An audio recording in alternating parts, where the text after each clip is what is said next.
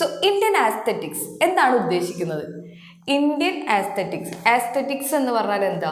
Study of ബ്യൂട്ടിയാണ്, ഒരു art of ബ്യൂട്ടിഫുൾനെസ് എപ്പോഴും നമ്മുടെ ഇന്ത്യൻ ലിറ്ററേച്ചറിന്, ഇന്ത്യൻ ഡ്രാമയ്ക്ക്, ഇന്ത്യൻ പോയട്രിക്ക് ഉണ്ട്. സോ അതിനെക്കുറിച്ചാണ് ഈ ഒരു എൻറ്റയർ സെക്ഷൻ പറയാൻ പോകുന്നത്.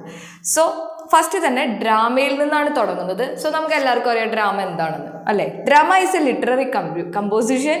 It usually tells us a story through dialogues, gestures, movements and facial expressions of the characters, dances, costumes, background landscape, music and stage setting.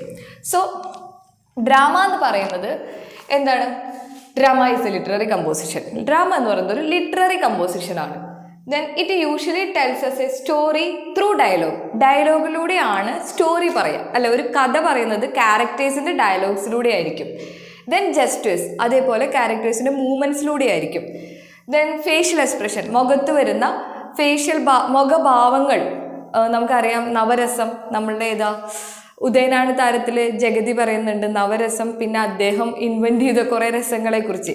So ആ ഒരു facial expression അത്ര importance കൊടുക്കുന്നുണ്ട് ഒരു ഡ്രാമയിൽ. Then dancers, costumes, background music. Dancer വരും, costumes വരും, അതുപോലെ തന്നെ ബാക്ക്ഗ്രൗണ്ട് മ്യൂസിക്സ് ഉണ്ടാവും. ഒരു സ്റ്റേജ് സെറ്റിംഗ്, ഇപ്പോൾ ഒരു കിങ്ങിൻ്റെ പാലസിലുള്ള സംഭവമാണ് നടക്കുന്നതെങ്കിൽ ആ ഒരു സ്റ്റേജ് സെറ്റിംഗ് കിങ് പാലസ് ആയിരിക്കും, അല്ലെങ്കിൽ രാജാവ് ഇരിക്കുന്ന ആ ഒരു സിംഹാസനം, മന്ത്രിമാരിയ്ക്കുന്ന രീതി, ഇതൊക്കെ ആയിരിക്കും ഒരു സെറ്റിംഗ് ആയിട്ട് വരുന്നത്. സോ ഡ്രാമ എന്ന് പറയുന്നത് ഒരു ലിറ്റററി കമ്പോസിഷനാണ്. It usually tells a story through dialogues, gestures, movements and facial expression of the characters, dancers, costumes, background music and stage setting.